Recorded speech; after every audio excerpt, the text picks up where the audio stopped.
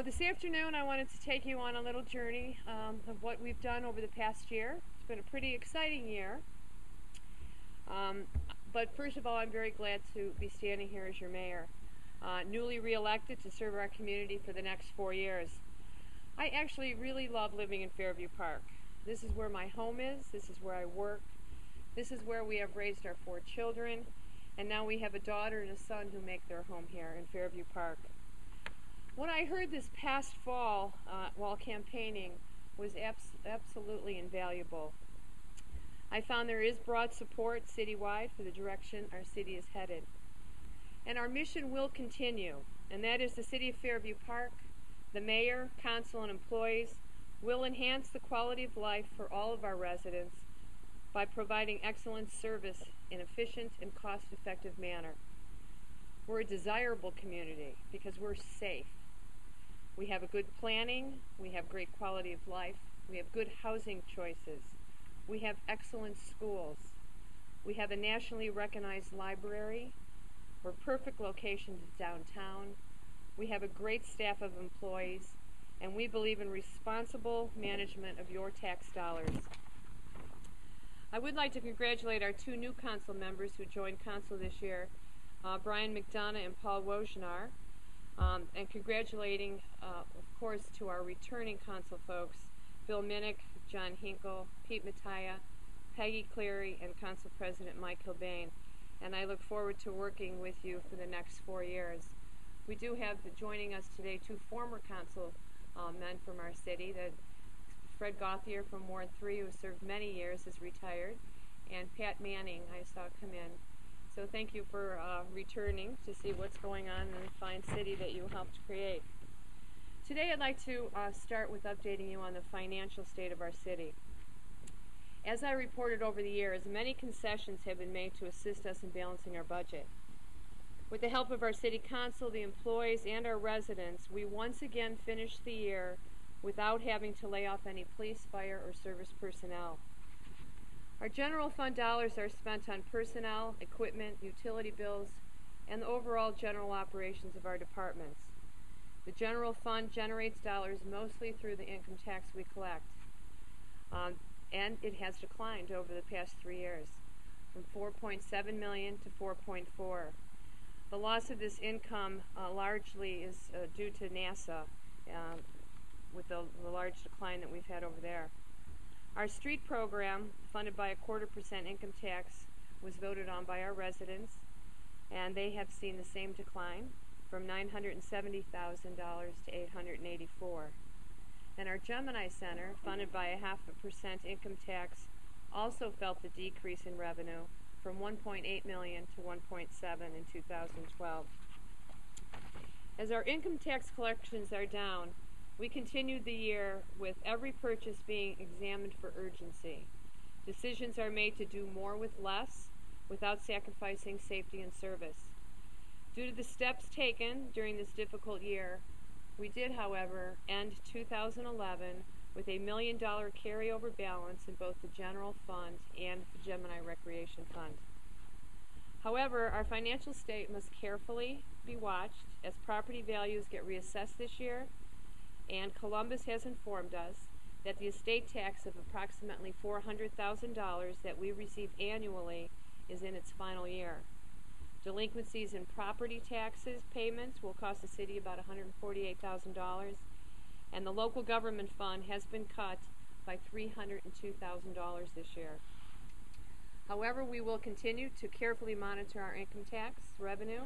We will selectively choose the purchases and will examine each and every financial decision that could affect our budget. We are very pleased to share with you again that our finance department received the Distinguished CAFR Award, citing excellence in financial reporting, and also due to our excellent audit, the state auditors will no longer be performing our audit, and they have commissioned an independent private firm to do it this year. Our finance director, Lisa Rocco, is constantly researching ways to save the city money. The director and I recently met with financial experts in reviewing our bonds on the Gemini project, and we are now in the process of presenting to City Council an ordinance that could save the Gemini Recreation Fund an estimated total of $72,000 this year by refinancing this note from 2005. This department was also able to secure an additional 38% discount in our city's Bureau of Workmen's Comp payments for 2011, and that happened because of the outstanding management of the existing claims. And union contracts were negotiated for a 2-year period last year, with the unions agreeing to a 0% increase in 2011 and a 1% increase in 2012. And health insurance premiums for employee contributions were increased to $186 per month for a family and $93 per month for a single. Thanks to our police department, our fire department, and our service unions, along with Bill McGinney, our assistant law director, and Director Rocco, for the many meetings that took place resulting in this final agreement. Our small but effective building department oversees permits. They maintain all the housing records, they register contractors, they conduct many inspections, they issue occupancy permits for new structures and businesses, and they handle all the exterior property maintenance issues. So the good news is 40 more permits were requested in 2011 than the previous year, for a total of 1,403. Construction last year was valued at over $5 million. This department, who worked very closely with the administration and city council, implemented a new program for rental inspections of homes in our community. We have 8 less rental homes than the previous year, and of the 247 rental homes, 210 were issued a license during this period, collecting $29,400. Under this department also falls apartment inspections, and they are made each year in concert with our Fire Prevention Bureau.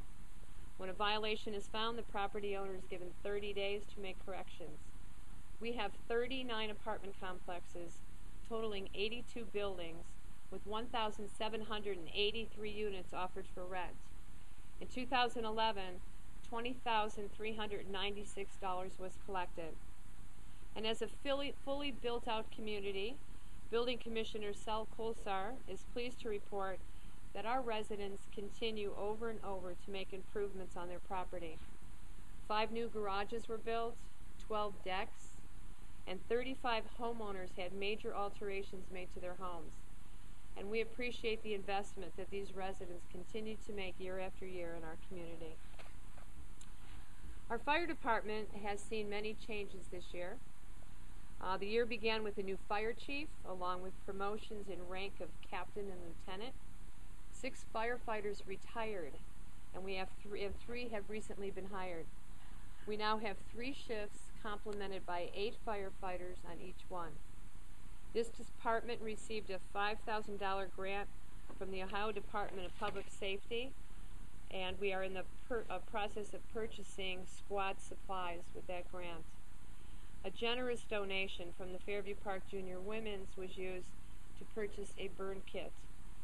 The fire department personnel have remained very busy again this year, as they had a total of 1,785 runs, which includes squad runs, fire, and miscellaneous runs. We had a total of 3 major fires in our community, with 1 minor injury to a resident. Discussions continue on the creation of a West Shore Regional Fire District. Recently, a meeting took place with the West Shore mayors, the fire chiefs, and the labor leaders, and it was agreed that the city of Fairview Park, Rocky River, Bay Village, and Westlake will continue to further discuss this idea. Our firefighters, they're very well trained and ready for all emergencies that can happen in our community. They're also very active in the community. Our firefighters raised nearly $1,000 for the National Fallen Firefighters Foundation at 2 events last year.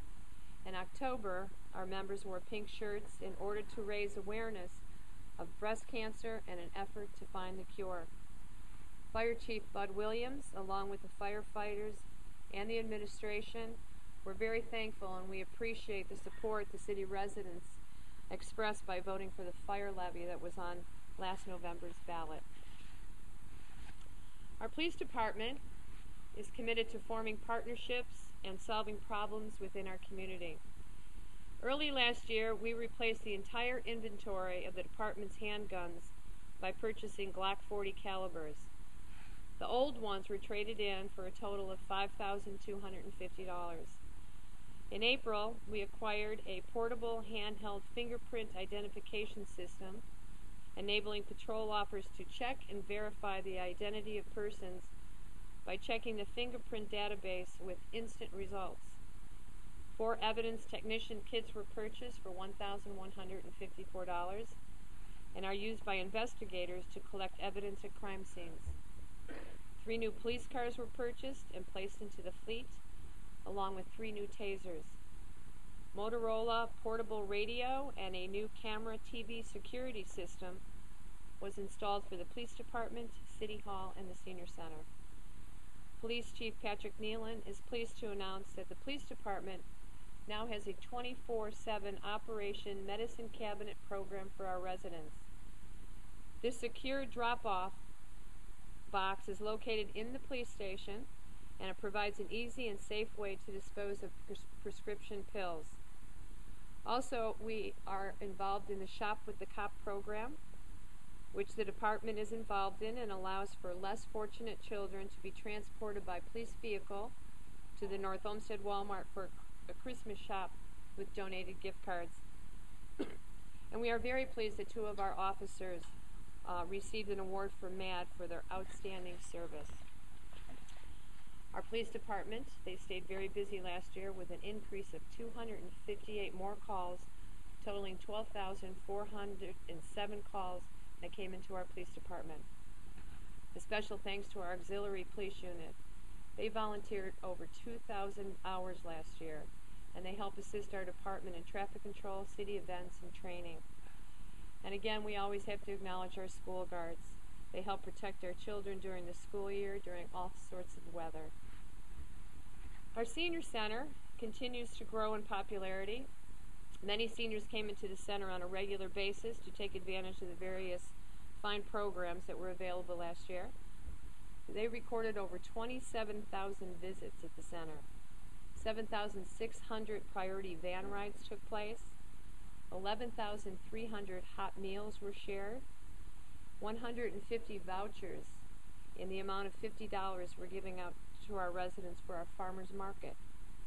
1,300 seniors received free computer classes. 180 are staying healthy this winter because they received the flu vaccination.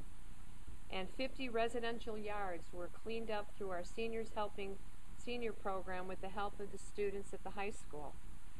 And the first Monday of every month, the center is closed, which allows for the necessary maintenance of the building. The hard work of the senior staff and our relentless focus on meeting the needs of our seniors and the spirit of the cooperation from the schools and the community has paid off, as we are considered one of the best senior centers in Cuyahoga County. Senior Life Director Regina Sillison and her outstanding staff invite you to stop in and see all the activities that take place at our senior center.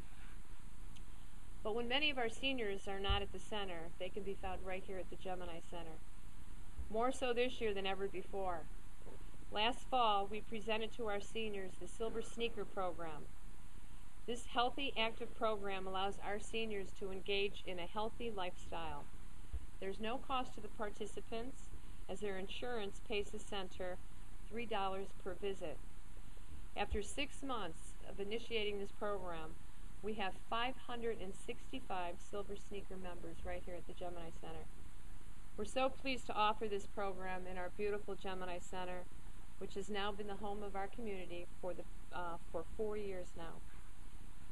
Late last fall, our recreation director left after 12 years with the city to oversee the building of the new YMCA being constructed in another community.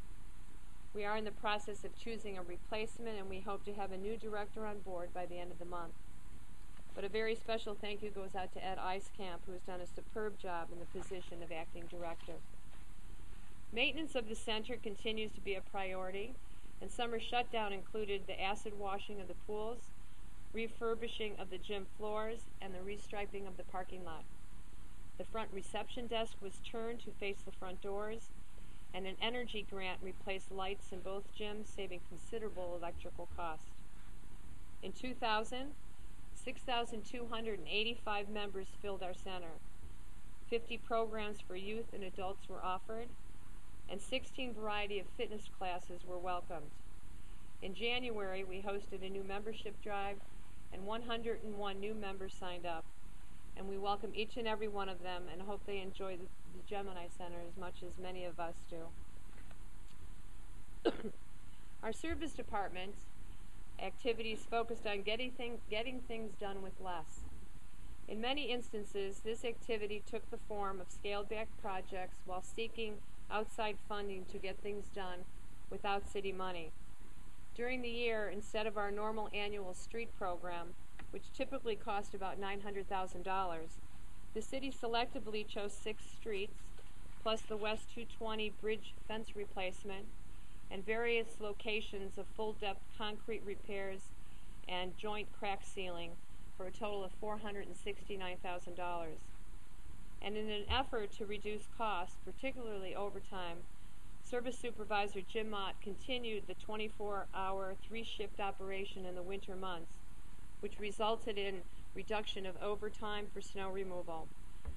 However, we're very glad about, and due to our mild winter, we used 1,213 tons of salt this winter, which is 605 tons less than the previous winter, at a cost of $55,000.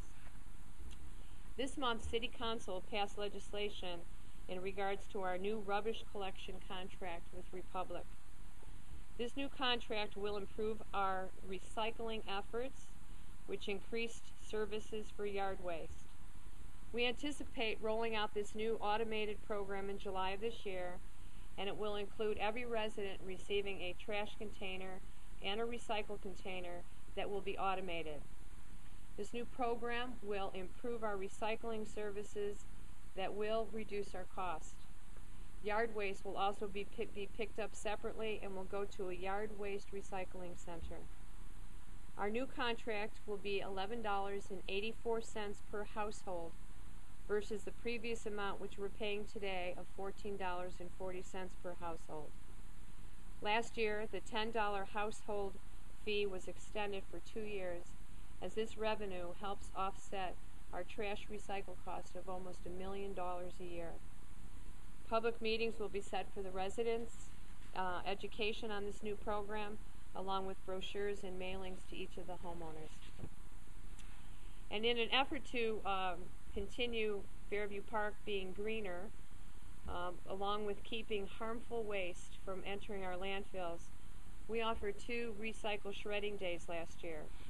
Through the efforts of our residents, our service employees, and the Fairview Park Green Team, we collected a total of 8 tons of shredded paper, 9 tons of computers, 3 tons of tires, and 5 tons of household hazardous waste.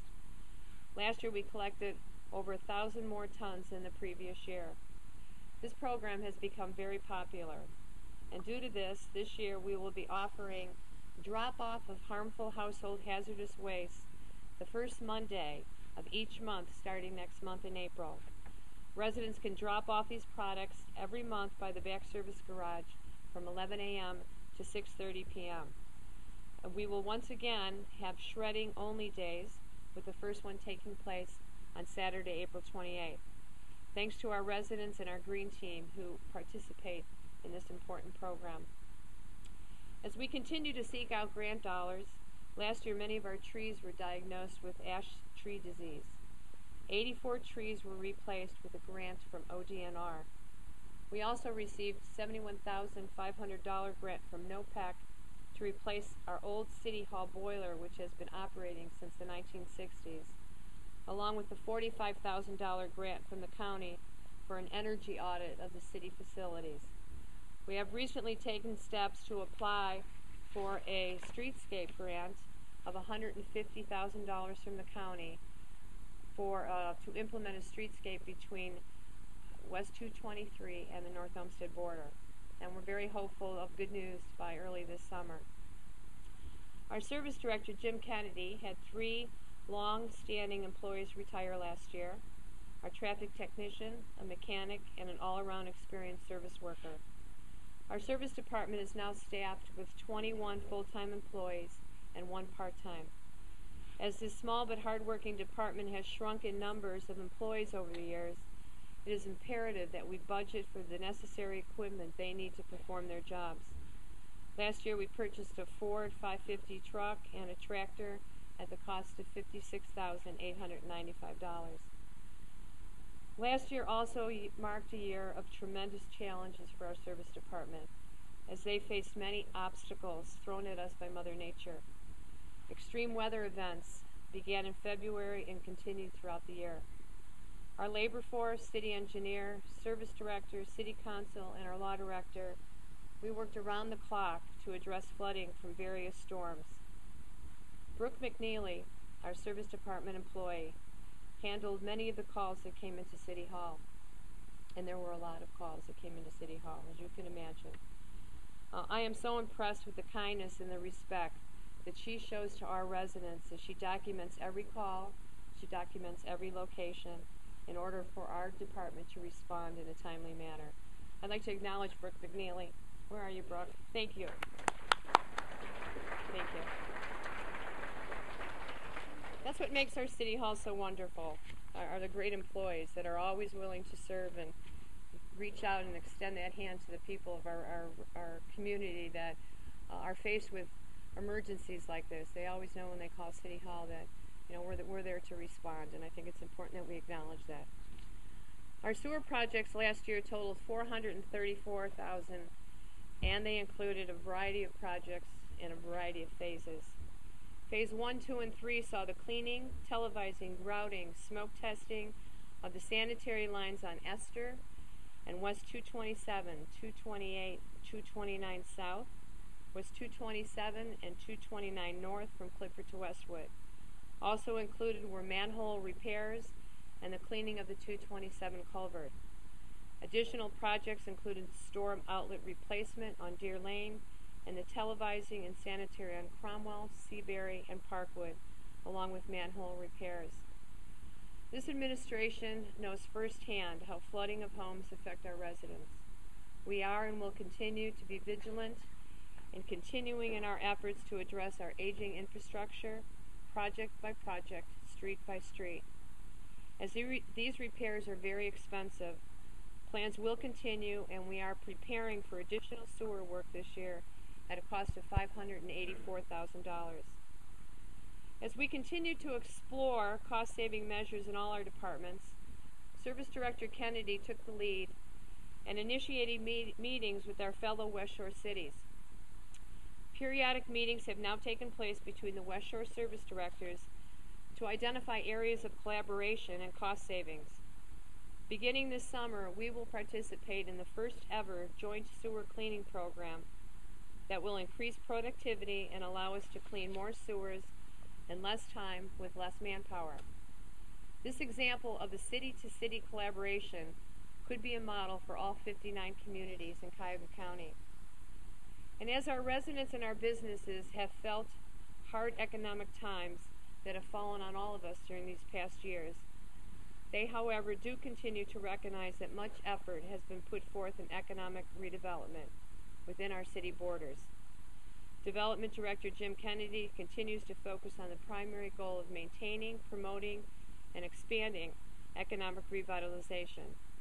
We are pleased to report that a total of 11 new businesses opened in Fairview Park last year, including Earth Fare at Westgate, Menchie's Frozen Yogurt, Financial Network, Anchor Home Health Care, Rival Gear, Cox Solution, North Point Renovations, Guy's Pizza, Huntington Bank, and NC Home Decor.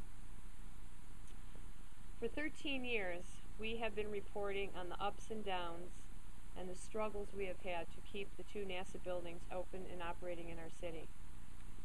This past year and into this year, Jim Kennedy, Law Director Fignale, and I have met with the people from the GSA, the General Services Administration of the federal government, NASA Glenn, our new county administration, Congress representatives, Senate representatives, state representatives, county council, and the Greater Cleveland Partnership with the goal of the redevelopment of this northern campus.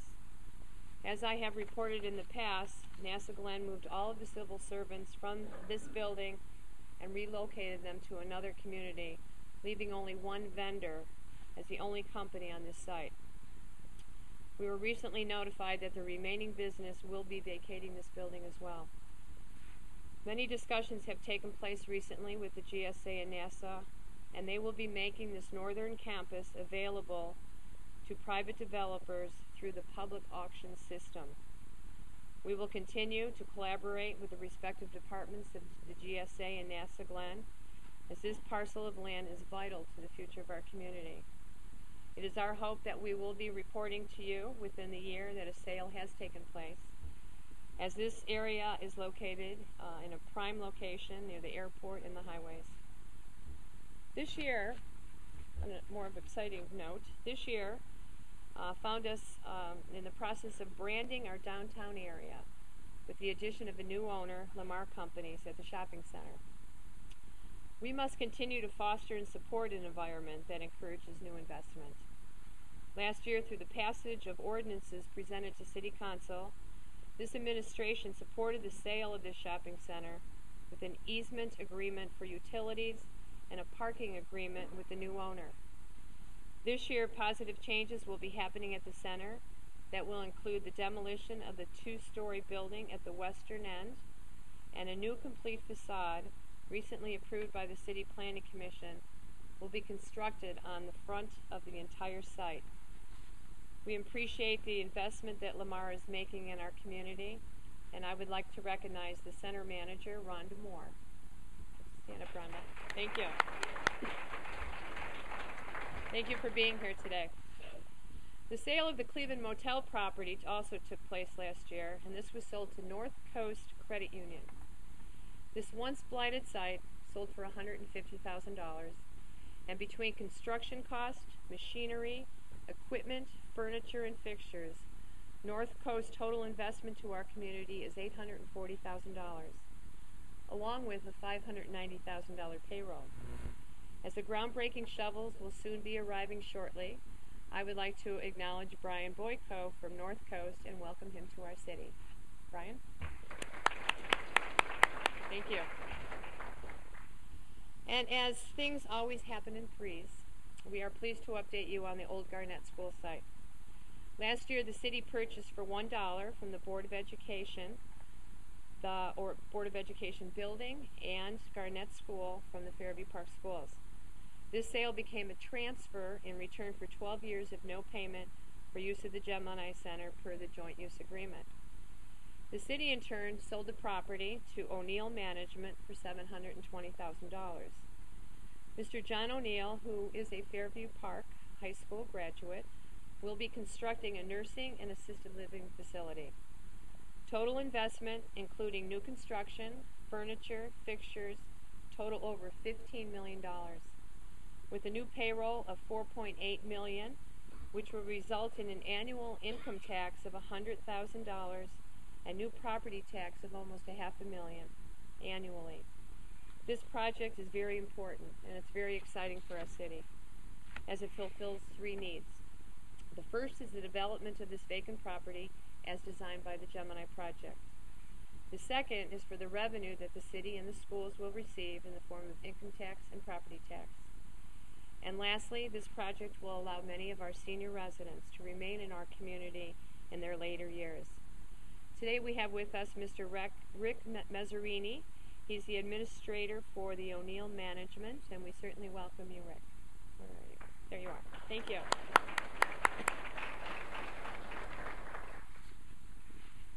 This year also brings a really exciting program to our community. The 2012 City Master Plan had its first meeting last month.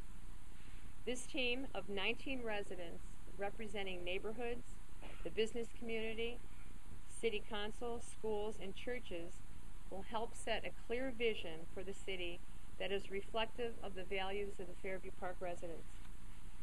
This will help set the table for future development and focus on plans relevant to the needs of our community.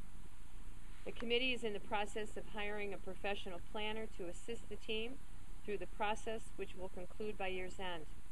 And funding for the 2012 master plan was made possible through a grant from Cuyahoga County.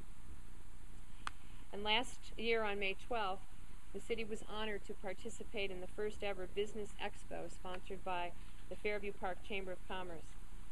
Businesses were on display for visitors to review products and services offered to our residents right here in this room.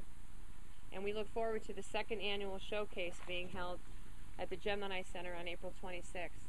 And thank you for the Chamber for hosting this business-friendly program which highlights the importance of shopping locally.